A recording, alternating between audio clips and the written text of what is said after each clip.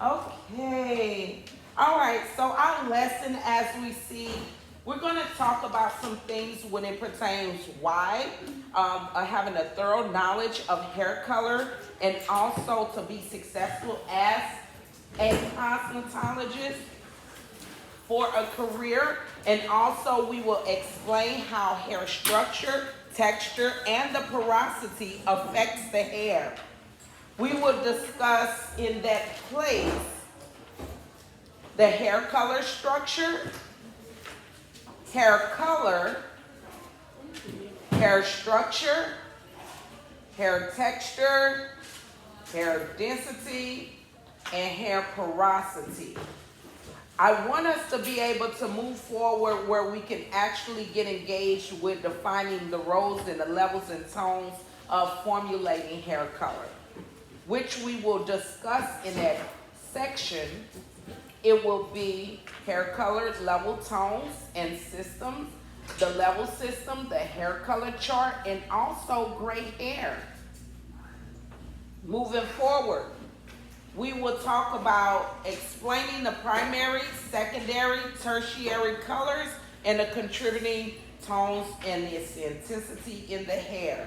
So that will deal with color theory, also the primary colors, the secondary colors, the tertiary colors, complementary colors, and also the tone and again, intensity. Okay? Tones and intensity is going to play a tremendous role as a colorist. Some of you all want to specialize in hair color. So we will be investigating and you will be able to take a lot of this food for thought. We will be doing projects, creating a color wheel.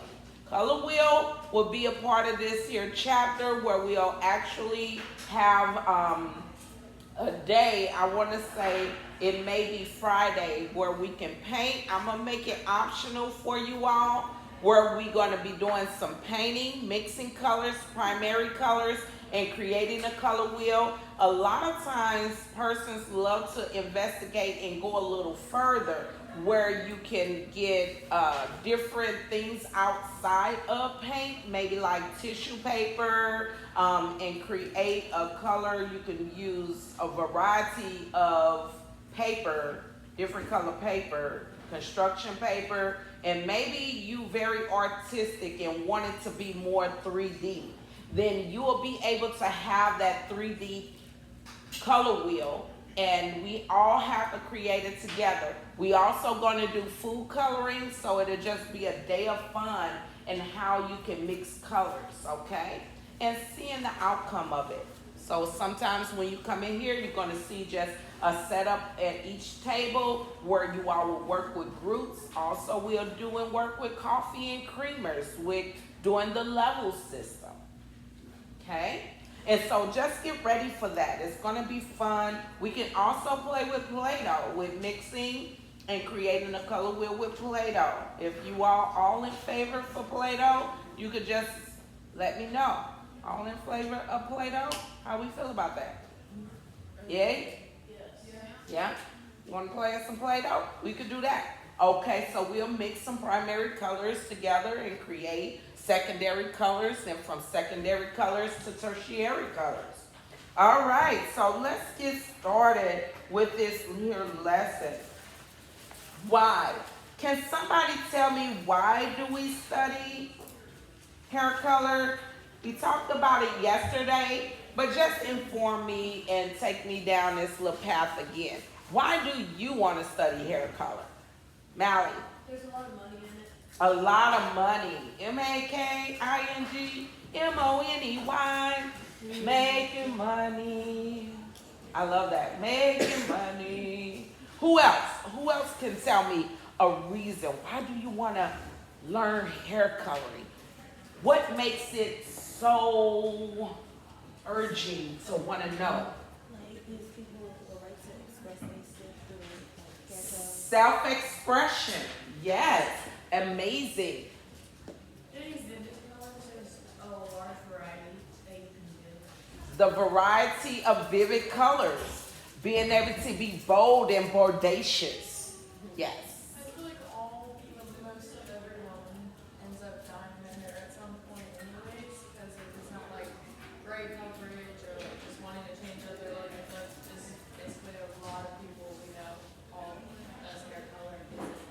Yeah, changing their pre-existing hair color, you know. So I just want to do something different.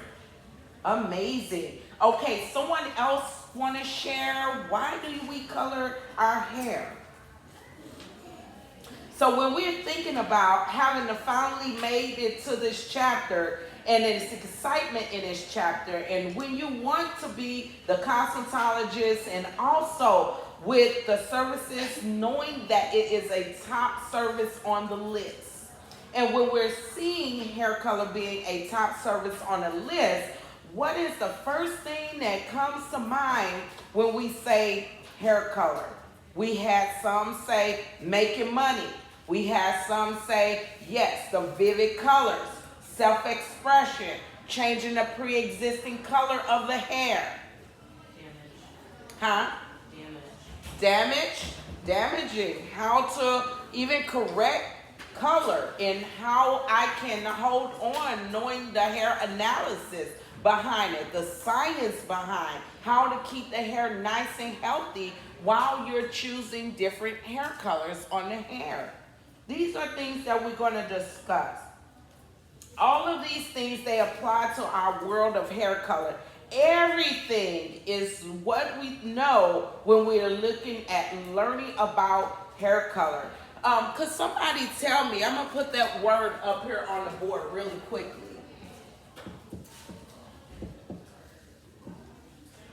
What is another word that's inside of learn is what?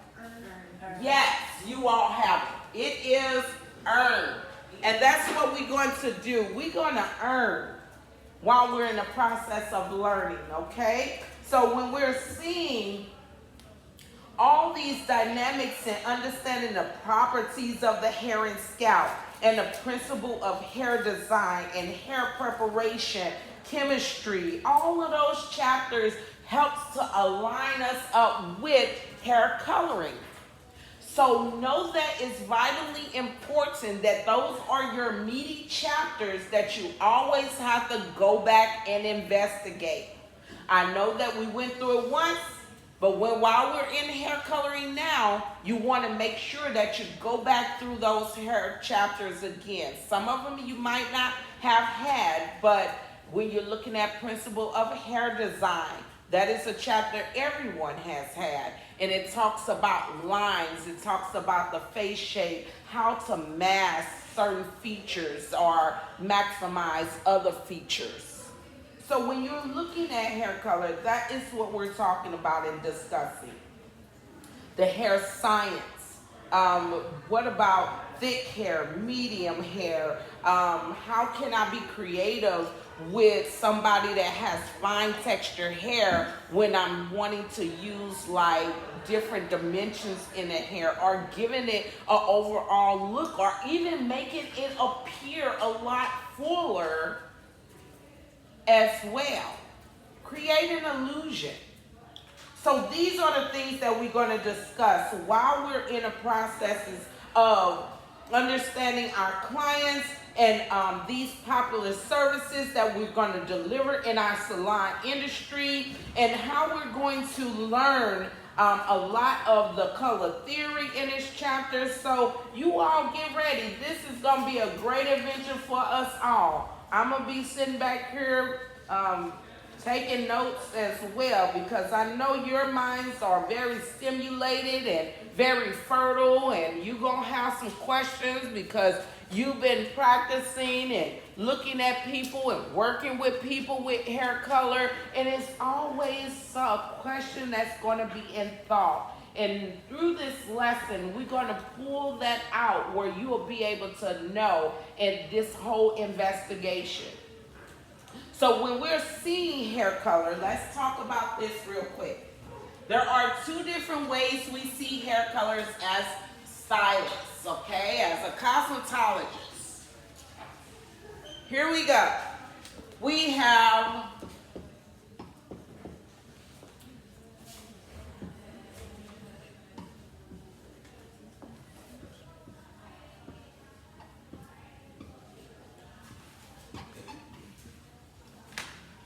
both are the same words, but who can tell me what's different about these two?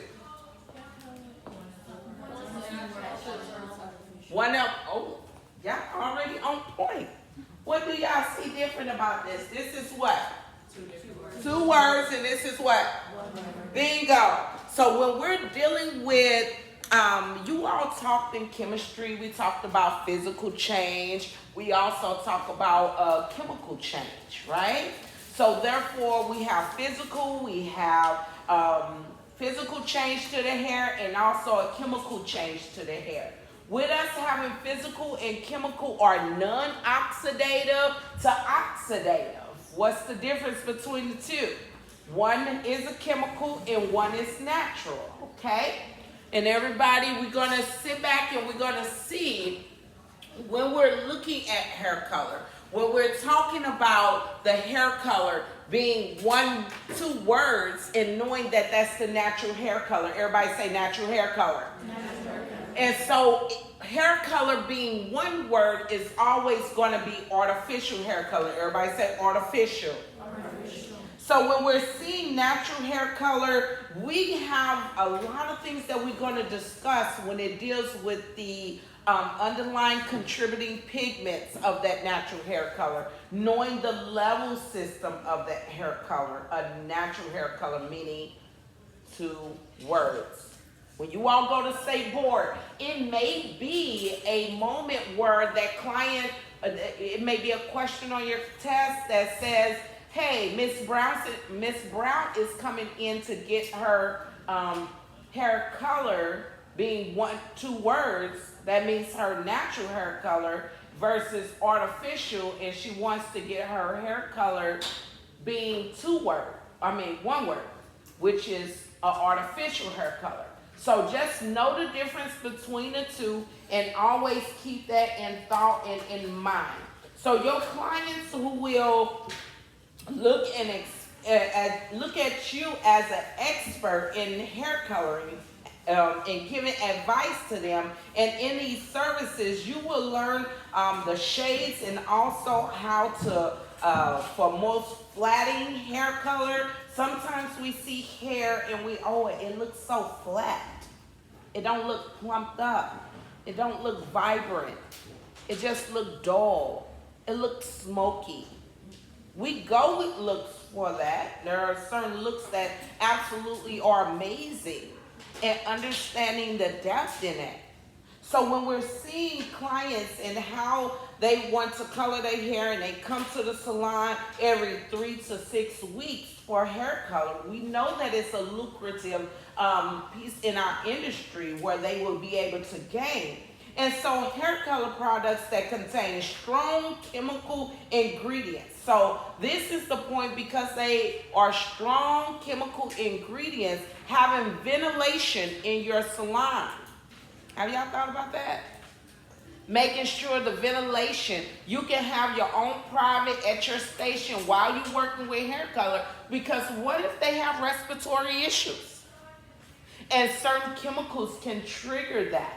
But they love hair color, so now you become more applicable for those clients and being able to service them, okay?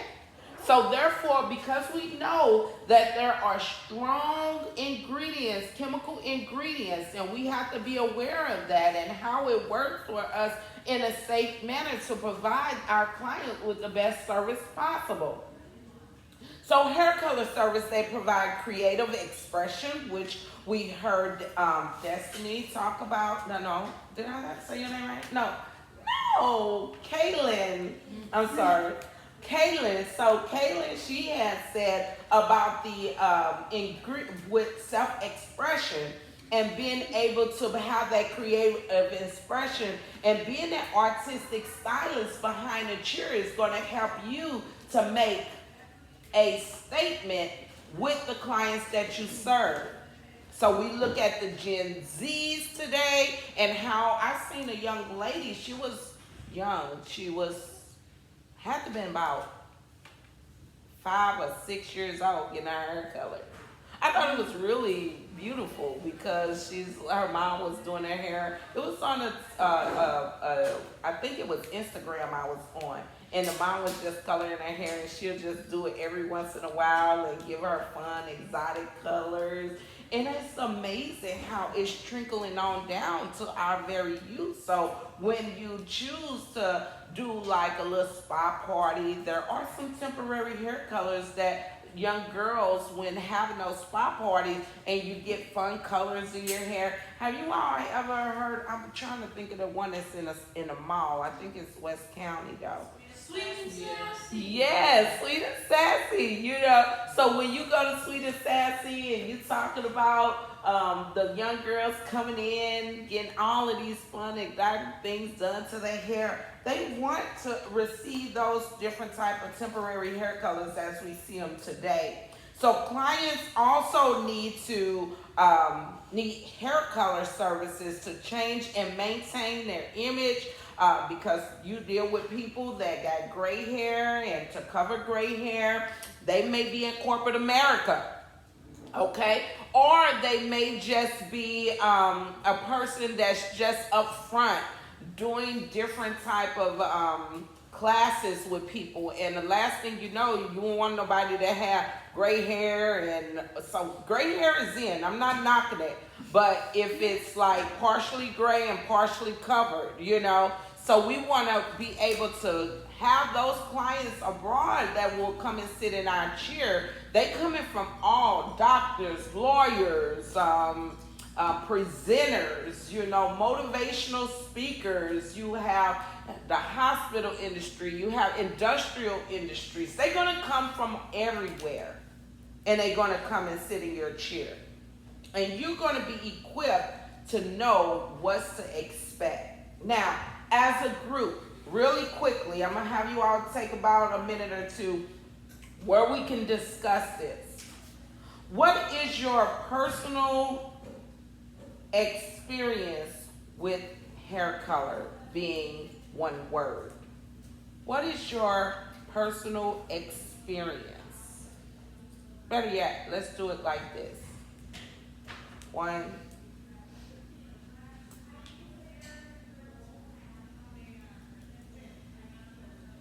2.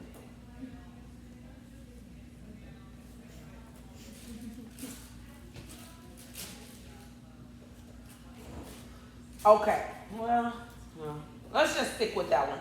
Okay, so what is your personal experience with hair color? Talk to the person next to you. Just kind of branch off and talk. If it's like 3 of you all odd numbers at a table, then just kind of huddle together and just ask the person next to you real quickly, what is your personal experience with hair color? We talking about, have you ever had hair color before? What was it like? Was your hair dry, brittle, damaged after the fact? Did it fall out? Or I was satisfied, happy, excited? That was the best thing I did in my whole entire life. So have that discussion right now. Or you could be the worst case or the best case that you have in hair color services, okay? All right, 1 minute I'm gonna give you all now. Go ahead.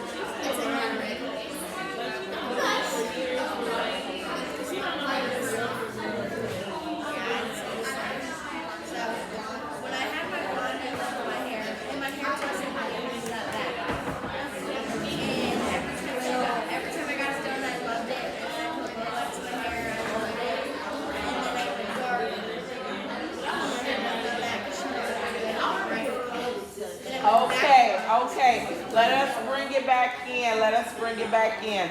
I just got word that we are next door. They're actually doing studying for a test, and we having such a great time. uh, yeah. So we just thought, I get it. But I want you all to just shout out what were some things that you all talked about. For me, it was a good experience. It was good. What made it good? What color did you get? Kind of give me a run through. I got this, well, I chose red first, and that was good, but I feel like this brings out my features and my face and all of that. And it's so bright. I just got it. Awesome. Someone else? Yes. I would say damaging. I had got my hair like colored purple, and I didn't know like how to take care of it after, and then I didn't get it professionally done either. So yeah. Okay. But I did like the color. Awesome. Yes. I was gonna say, damaging too. I had got blonde in the back and brown at the top. And first of all, the blonde burned so bad. And after, I feel like my curls, it was just like stringy. Like it just messed my hair up. Yeah. Yeah. Yeah. We're gonna talk about all of this. Yes. Hold on, let me collect my thoughts. Okay. When I get my hair dyed, it's like I've always had good experiences except for like a little dryness. But other than that, it's been good. Little dryness. Okay. Yeah. Somebody else? Yes. I got my hair dyed actually pretty recently was the first time, and after about like 2 or 3 times of getting it colored, I started getting really bad split ends.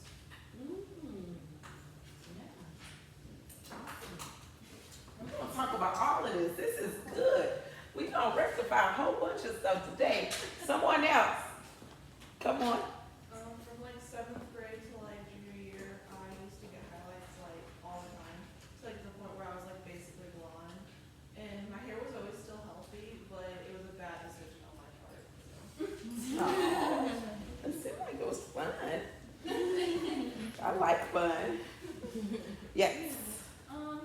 I've gotten obviously highlights, and the older I've gotten, also like more blonde. But I would say like haven't had like a terrible experience at the salon, like with bleach or anything. Like I do notice when my hair gets dry, but I just fit like put a mask on it or anything like that. So I usually protect it. But and then I used to be brunette, like I went semi-permanent brunette, and that was not good.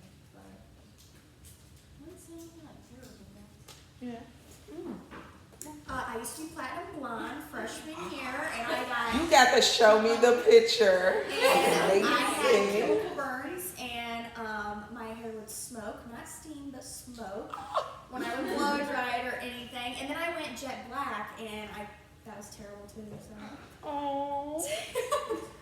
Okay. Yes. I went jet black when I went to college. It was a box dye, though, but I did it myself. I didn't have to college. No problem. You know. And then, I think the end of 2019, I think it was the end of 2020, I got highlights, partial highlights.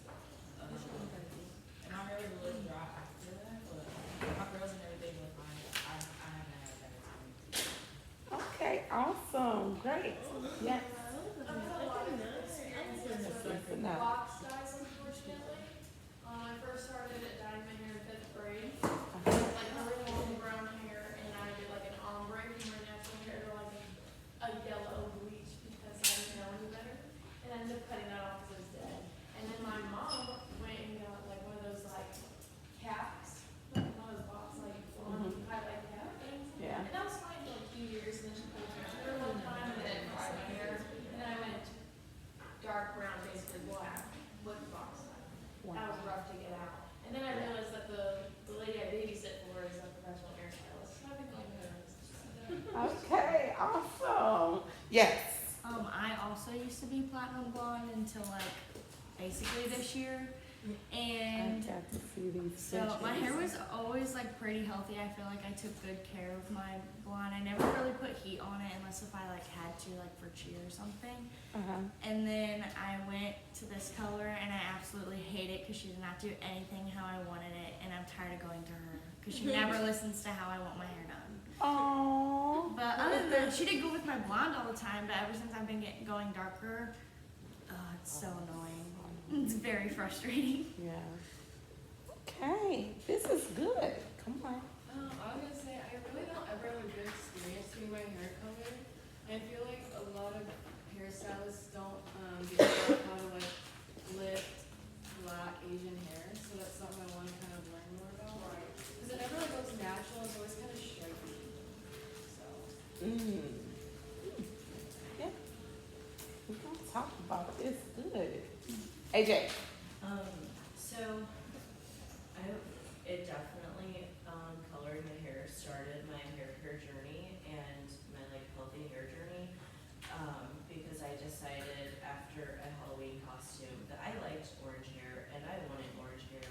So my sister, who was in cosmetology school at the time, overlifted my hair and destroyed my curl pattern. There was no protection whatsoever, and we did it in one session, like from the hair color I have now to like very, very light color.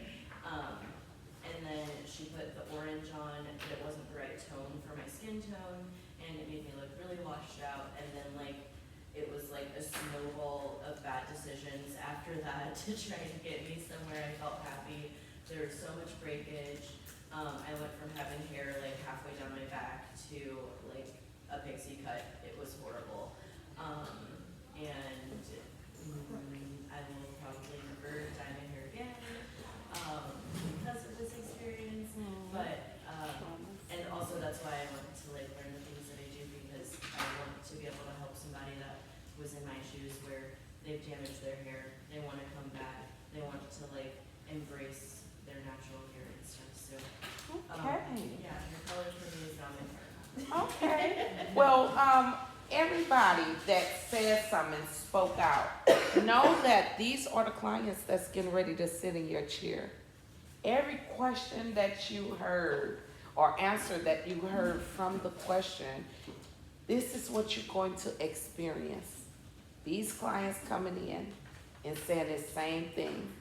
So with us listening to each other's concerns about hair color, these will be what your clients will come and sit in your chair and they'll say the same thing. So now let us go in a little bit further. I'm gonna ask this question to you all, and whoever has the right answer to them, I have some little treats today.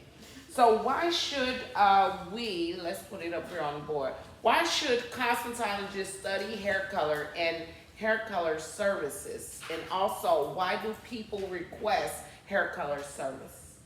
Malady. Well, with number one, it's because the chemicals are something that you need to know before you put them on people's heads, and it's a money maker. Okay. Absolutely amazing. It is a money maker for us. That's our number one goal. Hey, got me the truth. Okay. Here we go. Let me come up here. I'm coming back here. What's yours? Come on, give it to me. Why should people people? Yeah. To get rid of the gray hair and Yes.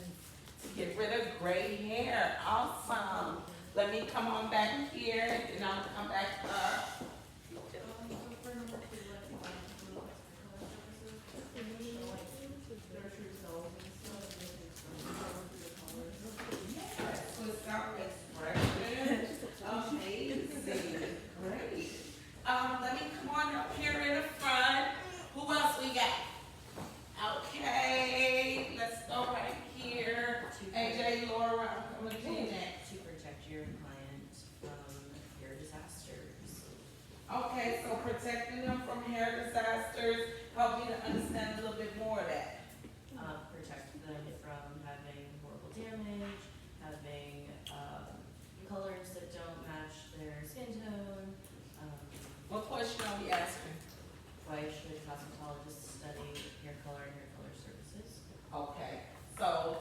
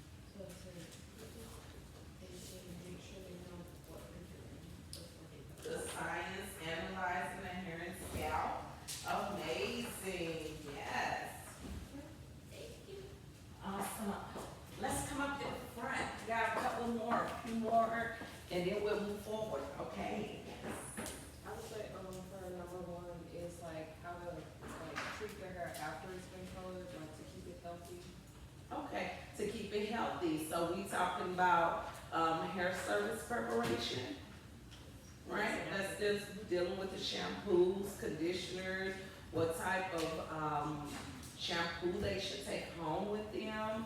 If they decide to, do their hair at home, and those continual or maintenance care, absolutely amazing. Yes.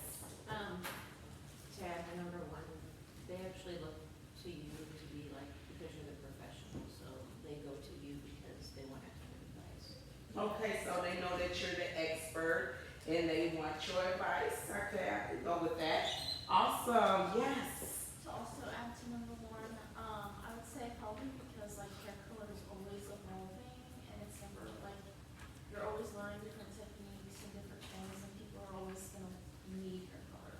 Yes, they're gonna continue, wanna change their pre-existing hair color. Awesome, great job. You are smart. Yes. You are smart. Creative expression, yes. Creative expression, amazing.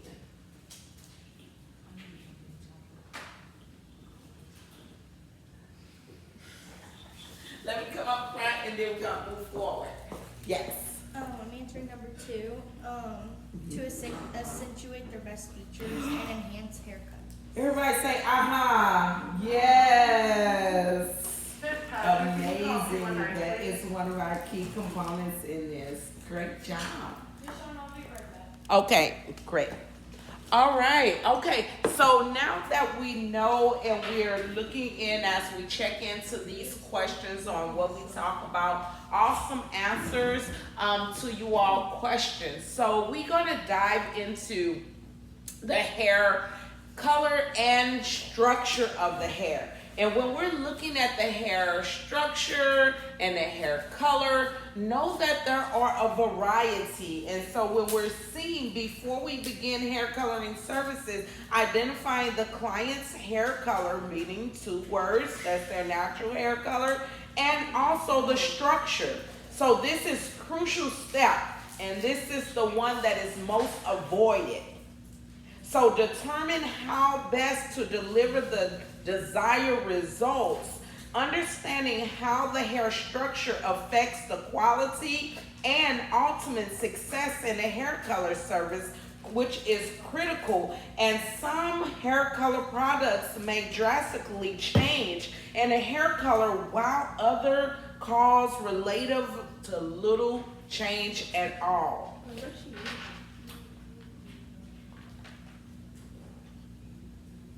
Okay, so therefore also we'll know that when we're looking at products and how it affects the hair, and which allows us to make the best choices for our clients also when we're seeing the hair color. So as hair color, we are looking at their natural hair color so we can give them the artificial hair color that they desire. Natural hair color, it ranges from black to brown to red to blonde. Do you all agree? Can you all see that up here on the board, up here on the wall? It's really dark, and then it started looking brown, and then it started looking red, and then it started looking blonde. How many of you all remember back in the history and career opportunities, and it talks about the status of the hair colors, that when we're looking at black was a representative of like poverty? Y'all remember that? What culture was that in? Do y'all remember? Who remembers that culture? What was the question? That in history and career opportunities, we discussed when it dealt with the hair, and it talks about dark and red hair, black hair, red hair, and blonde hair.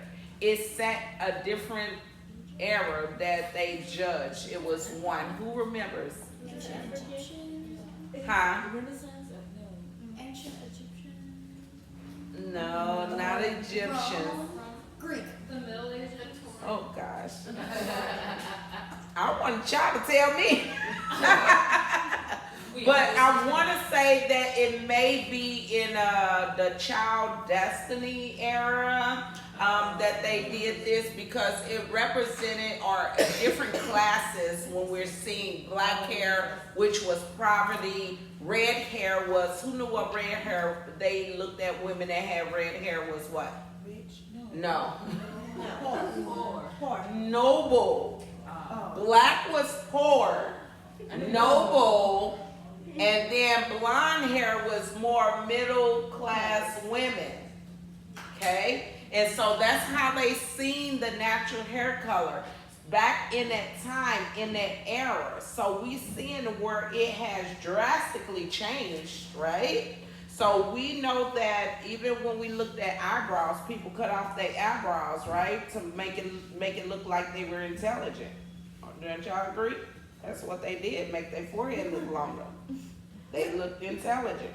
So when we're seeing the hair color and the contributing pigments that it has, which are known as undertones. Everybody say undertones. Undertones. So when we're dealing with natural colors that ranges in levels from black to dark brown to red to dark blonde to light blonde, and knowing that it is unique on each individual person, these here, we know that the degree of the warmth that is exposed in the hair during the permanent hair color or even the lightening process. So when you're seeing red, would you say that red is cool or warm? Can red be cool too? Yeah. Yeah, it can be cool also. So therefore, we are looking in our culture today because women back in the day, they took bark off the tree, leaves, they took all type of natural substance to actually put on their hair to change their hair color from which they had to leave it on for maybe about two weeks, I think at the most, or a couple of days to 2 weeks. So those products that was placed on that hair, which awesome, we see today where people have done and used Kool-Aid on their hair. They actually put peroxide on their hair. Go stand out in the sun so it can lighten their hair. And when it took and lighten their hair, they go and dump Kool-Aid on their hair. I did that. That was my era coming up. Some of you all might, still have or heard somebody have done that, and you like, ooh, let me be experimental and try that yourself. So they just let you know that this is what you were designed to do. So with that being, we're looking at taking a look and before hair colors, making those selections through oxidative processing of a hair color and how to modify the pigment to create that new pigment that we want. So we're going to talk about this here, the structure of hair, okay? This is one individual hair strand. So when we're talking about the structure, we're looking at the cuticle, cortex, medulla. Say that with me.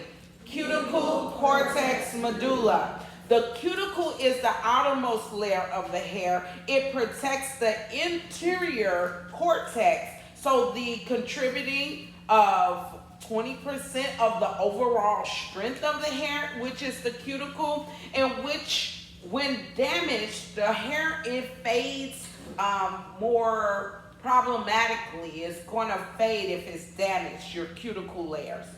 Non-oxidative, when we're looking at hair colors, it is deposit on the hair and the molecules of that color only on this layer. So it's just a temporary hair color. We'll talk about what those temporary hair colors are. When we're seeing the cortex, everybody say cortex. Cortex. This is the middle layer. The middle layer, it gives the strength, the elasticity, and it contains the natural pigment, which is called melanin, and this is also determines the natural hair color. Medulla, everybody say innermost layer. There's no scientific explanation that it has any role in hair color. So, with that being, as I see what I just got through talking about, we're talking about a hair shaft. This is just me drawing my little grid, okay?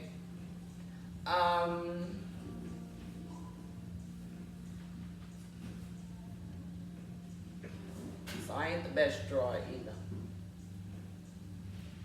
Okay.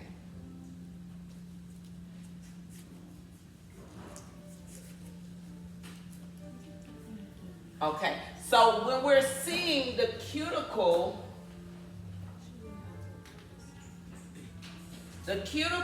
they have like these little shingles, like on a roof, they have layers.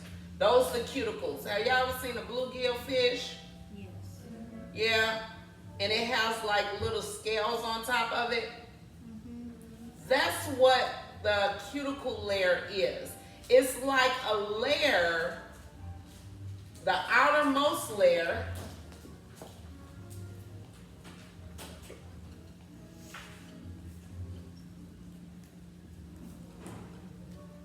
and then that's the cuticle.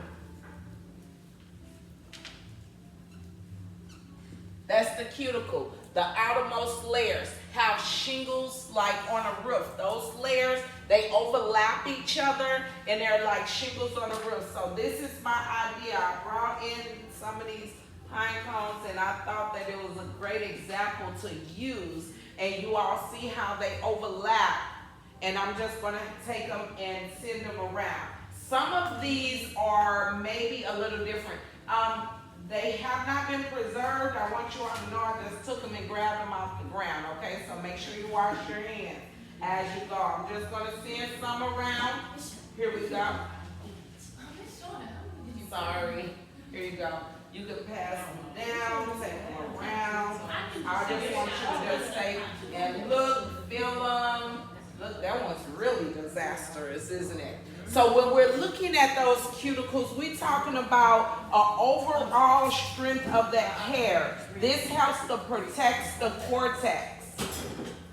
Your skin is a cuticle.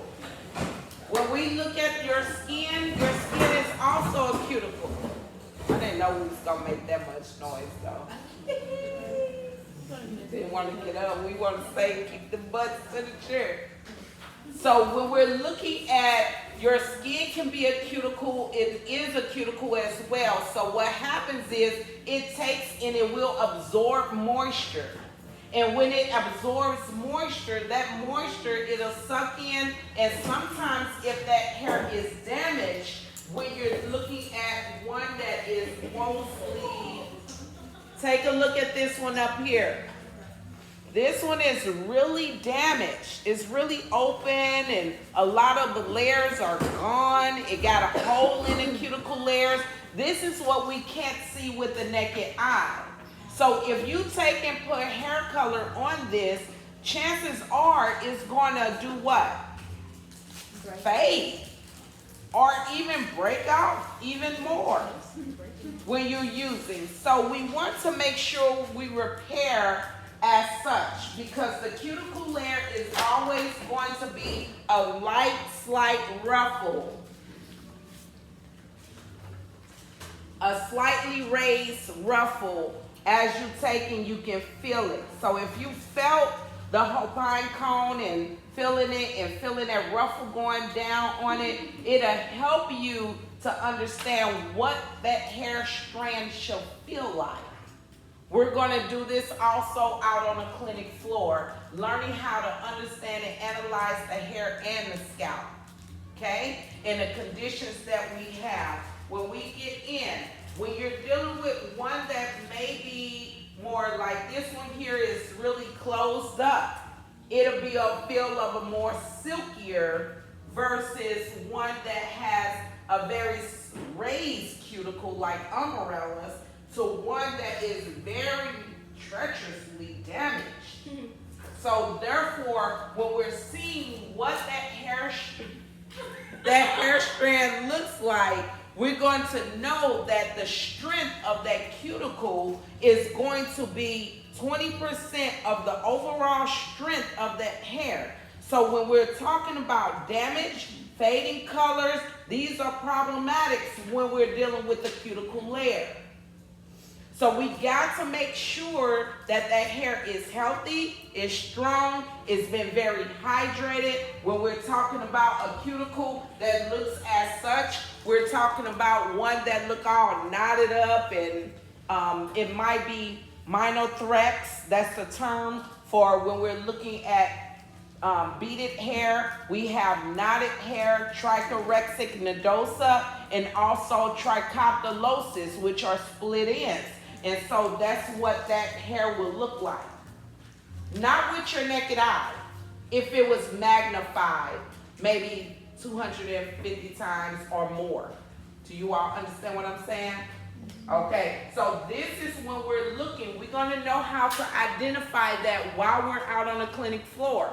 We will take some hair pieces and strands in class on tomorrow, and we'll take and put them in some water, and so brush out your hair, you know, get some hair strands, comb your hair. Hair strands going to come out. Hold on to those for tomorrow, because we're going to take them and put them in the water to see what actually happens, okay? Scientific. So when we're looking at the cuticle, that's the outermost layer, and they have cuticle layers that are ranging from 1 to 22 layers. How many did I say? 1 to 22 layers, okay? We're going to know if that cuticle is going to be very tight or if it's going to be slightly raised, as such as I showed the pine cone, or it's going to be like really frayed out like an umbrella.